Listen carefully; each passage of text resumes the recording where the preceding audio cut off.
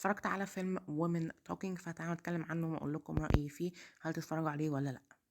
في قرية معزولة في الأربعينات وخمسينات القرن الماضي، نساء القرية دي بيتعرضوا لجرائم وعنف جنسي من رجالة القرية المعزولة دي. فبيقرروا هل هم هيمشوا ولا هيفضلوا يضطروا يستحملوا في القرية دي عشان أطفالهم وعشان الناس اللي عايشين معاهم.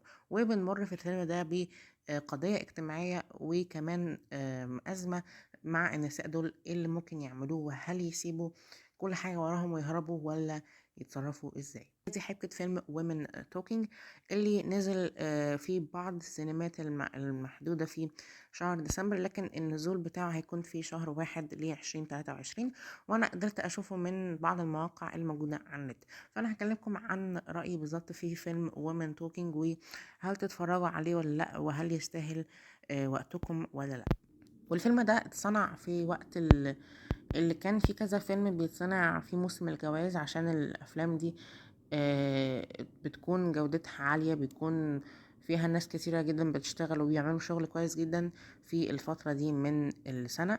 فعشان كده الفيلم ده أنا كنت متحمس ليه شوية.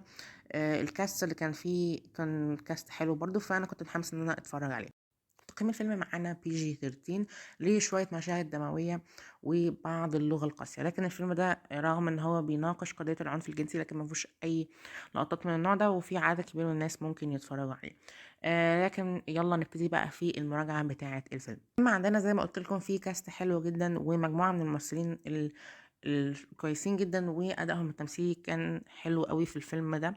الشخصيات كلها عامة تجميعتها مع بعض كانت حلوة، لكن بيقدروا يطلعوا المشاعر بتاعة الأسى والقسوة والحزن والقلق والحاجات دي كلها بشكل كويس جدا. القضية اللي هم بيتعاملوا معاها، اللي احنا هل نمشي ونسيب القرية بتاعتنا؟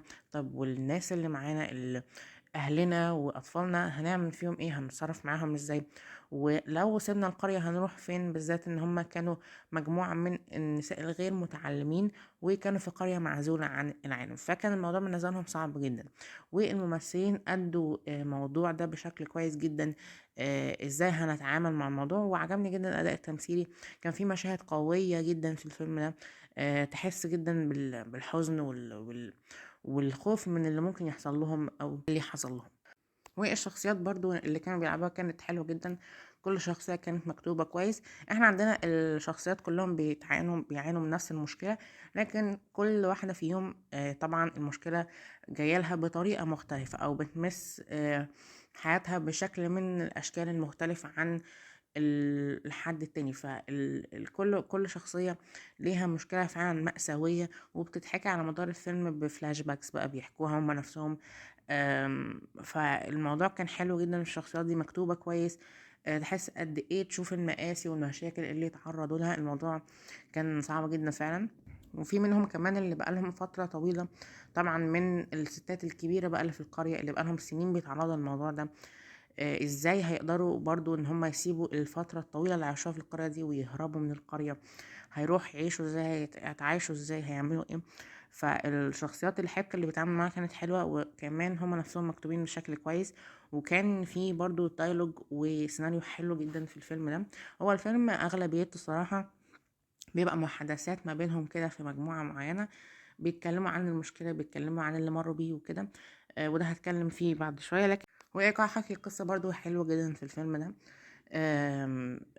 يعني من أول ما الفيلم بيبتدي بنخش بقى في الموضوع على طول، بنخش في الحبكة الأساسية على طول، وبنفهم بالظبط ايه اللي بيحصل على طول. زي ما قلت في مشاهد كتيرة جدا، أو أغلبية المشاهد هي عبارة إن هما بيتكلموا مع بعض.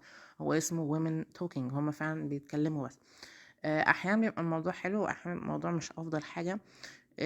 لأن الحوارات والديالوجات دي زي ما قلت فيها مشاهد قوية جدا، بتبقى بيرفعها الأداء التمثيلي، بيرفعها الديالوج أو السيناريو بتاعنا. بيرفعها عامة الفيلم ميكنج بتاع الفيلم، الكولر جريدنج، التصوير والحاجات دي كلها. فساعات الموضوع بيبقى حلو جدا، وساعات الموضوع بيبقى ممل شوية. لشوية ناس هيبقى ممل، لبعض الناس ممكن يبقى ممتع. انا حسيت ان كان في حاجات برضه انا مش قادر اواصل معاهم قوي، لان مليت في النص كده ساعات لما يتكلموا عن حاجات مش اساسيه قوي. ما كنتش ببقى مركز، فيعني الموضوع بالنسبه لي كان مشكله شويه. حسيت ان هم الموضوع كانش فيه حركات كتير، ما كانش فيه suspense كتير، لكن الفيلم هو نوعه كده، يعني هو الفيلم نوعه كده، فده انا بالنسبة لي ما انبسطتش من الموضوع ده، لكن الناس هتحبه طبعا عادي، لان هو ده نوع الفيلم. الفيلم هادي، الفيلم كل اللي فيه بس هو التنشن من المشاعر الكتيرة اللي كلهم بيتكلموا فيها والخطر اللي هما فيه. برضه حابة اتكلم عن التصوير وشكل الفيلم عامة. الفيلم كده الالوان بتاعته خايفة جدا، فكرني شوية بفيلم ايمانسيبيشن اللي نزل السنة اللي فاتت، بس مش شبهه، مش شبهه قوي يعني. الالوان خافتة كده هادية، لكن فيها الوان زهرة، وده عجبني شوية، بيدخلنا في تون حزين كده، تون كئيب قوي. بس في نفس الوقت بيبقى فيه في اخر الفيلم كده لقطات متلونة، بيبين لنا ان هما في اخر الفيلم فيه امل، في الاخر فيه ضوء في نهاية المشكلة اللي هم فيها دي. فحسيت ان ده كان شيء ذكي جدا من صناع الفيلم ان هم يعملوا الالوان بالطريقة دي. كان في برضه شوية لقطات إلى حد ما حلوة، سينماتوجرافي لطيفة جدا، انبسطت منها، لكن الفيلم عامة التون بتاعه برضه كان ممتع. ففيلم وومن توكينج فيلم حلو جدا، ارجحه جدا لو انتوا عايزين افلام حزينه، افلام كئيبه. ساعات الواحد بيجي له فتره ان هو عايز يتفرج على افلام حزينه، فده فيلم مناسب جدا. مفهوش حاجات محتاجين تركزوا معاه بشكل كبير. فيلم قصته بسيطة وواضحة، وإيقاع حكي القصة فيه حلو. الأداء التمثيلي طبعا رائع فيه، أداء تمثيلية تحفة جدا في الفيلم ده. وكمان السينماتوجرافي والفيلم ميكنج كان حلو في الفيلم ده. أنا أديله 7.5 من 10. بس ده كان فيديو النهاردة، أتمنى يكون الفيديو عجبكم. لو عجبكم متنسوش تعملوا لايك وتشتركوا في القناة وتفعلوا الجرس، ويكتبوا لي ايه الأفلام الجاية اللي عايزيني أتكلم عنها، وايه المسلسلات اللي انتوا عايزيني برضو أتكلم عليها. وسلام.